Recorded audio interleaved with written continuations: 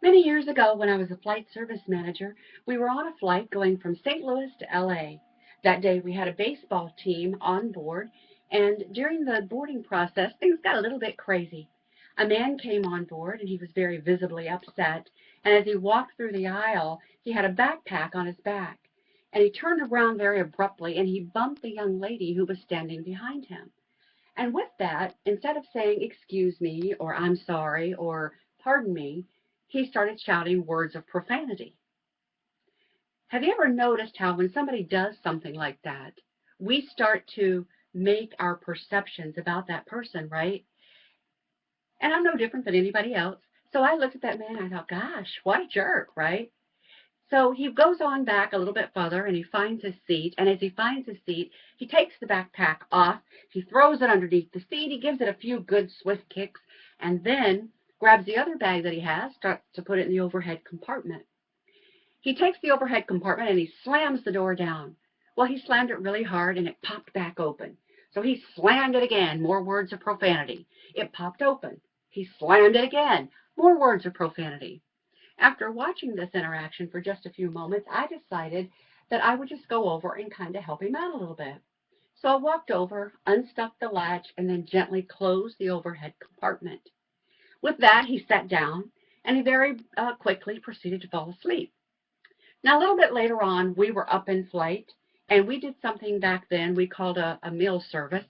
It wasn't really a meal service. We served drinks, and we served these little brown sandwiches that were as hard as a brick. We called them hockey pucks. Some of you may have had some of those. I see some of you know what those were. And because we had the baseball team on board that day, one of the baseball players stood up just as we began our service and said, "Hey, throw me my sandwich." So one of the flight attendants on the other side of the airplane reaches down, she grabbed the sandwich, and she threw it. She just whoosh, tossed it right over to him. The man caught the sandwich, and the next thing you know, we had embraced the fish philosophy right there inside the airplane cabin. A little bit later on, we're serving, and we got to this man's seat. He was asleep, and back then we had a rule. If you would like a sandwich, and we made the announcement very early on in flight, if you would like a sandwich, please lower your tray table, and we'll leave one for you if you happen to be asleep. He had not lowered his tray table, so we assumed that he wasn't hungry. As we got past his seat just a little bit with the rickety bar cart, he proceeded to wake up. And as he noticed everybody else around him had a sandwich and he had none, he stood up very quickly in the aisle and he said, "Hey, over here, excuse me, I didn't get a sandwich." Well, with that, I just said, "Oh, hold on just a moment, sir. I'm sorry. I'll get you one." I reached down, pulled out the drawer in the bar cart, grabbed the sandwich, and I said, "Here, catch." Whew. He did not catch. The sandwich plopped him in the head, fell to his chest, and then fell to the ground. This did not make him very happy.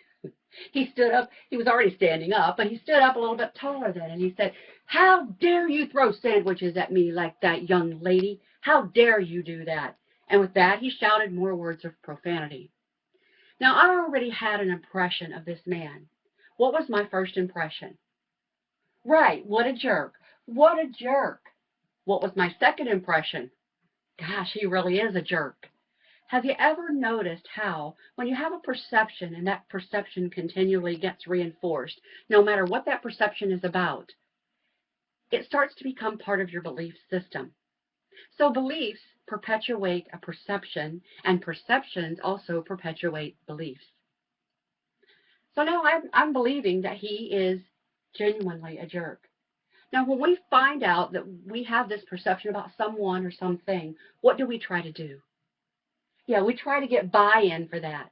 And I'm no different than anybody else. So I walked to the back of the airplane. There was a bunch of flight attendants back there putting away the food and the carts and the drinks. And so as I walked back there, one of the ladies said, "Oh my gosh, Diana, what was up with that guy? What a jerk." Now I'm feeling pretty good about that. You're right. He was a jerk, right? Oh, yeah, he was a jerk. And then we proceeded to have this great conversation about what a jerk he was and how his people at work probably couldn't stand to be around him, and probably his wife didn't like him either. As we finished this conversation, I walked away feeling Yeah, that's right. I've got support for my beliefs, and he really was a jerk. But then I got to thinking about it a little bit later. It's that big heart I have sometimes, I guess, and you all probably have one too. And I got to thinking, how would I feel if I had been asleep, I was already upset about something, and then suddenly I asked for a sandwich and I got one plopped into my head? How might I feel about that? So I decided to do the big thing, and I decided that I would go and apologize to this man. I started to go up to apologize to him, and he said, I would like to see your manager. Where's your manager? I put my head down. I took a step forward, and I said, that would be me. He said, I have something to say to your manager. I said, sir, I tell you what, I'll be back in just a moment. I wanted to hear what he had to say, but I knew I needed a moment just to calm down. So I took a step back. I went out into the aisle. I started to pour coffee. I started to pour coffee to the people around him. And as I saw this man sitting here, I believed he was a jerk. Now, remember, I thought, would you like some coffee? Can I get you some coffee? Can I get you something? And when I got to his seat, I didn't say it. But I thought, what a jerk. I'm not pouring you any coffee because you don't deserve it. You're a jerk. And with that, I turned around and I walked away. And it helped that the coffee pot was empty by then anyway. But I got to thinking about my interactions. I got to thinking about this man.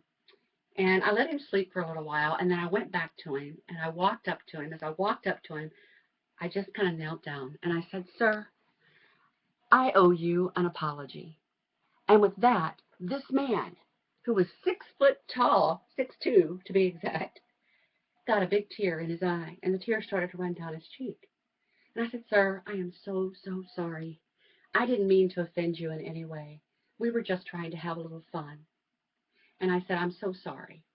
And I started to walk away. But just as I started to walk away, he grabbed me by the hand. And he said, hold on just a minute. Young lady, I'm the one who owe you the apology. He said, I've behaved like a jerk today, and I owe you an apology. He said, I just really miss my sister. And I happened to think about the young lady who he had bumped with his backpack, and I knew where she had seated herself in the very back of the cabin. And I said, hold on a minute, I'll go get her for you. He said, you can't get her. And I said, why not? And with that, this man started to cry. But not just a cry, an uncontrollably sobbing kind of cry. I said, oh, sir, I am so, so sorry. I didn't mean to offend you. He said, it's not you. He said, just this week, my sister was killed by a drunk driver. I've just come from her funeral. Now, I don't know about you, but with that, I had to take a step back. You see, that changed my perception of how I saw this man. Do you think I saw him now as a jerk? Or do you suppose that I saw him as a hurting individual? Dr. Stephen Covey would call that a paradigm shift. When you see things one way, just one way and one way only, and that's the way you've always seen things, and then someone comes along, presents you with just a little bit of new information, and now you see things completely different. I don't know what I might have said today here to you, or you, or you, that might have made a difference in your life. But I hope that it's just that one little thing when you go out there that you change how you see people, because we really don't know what someone else is going through. And perception is really important.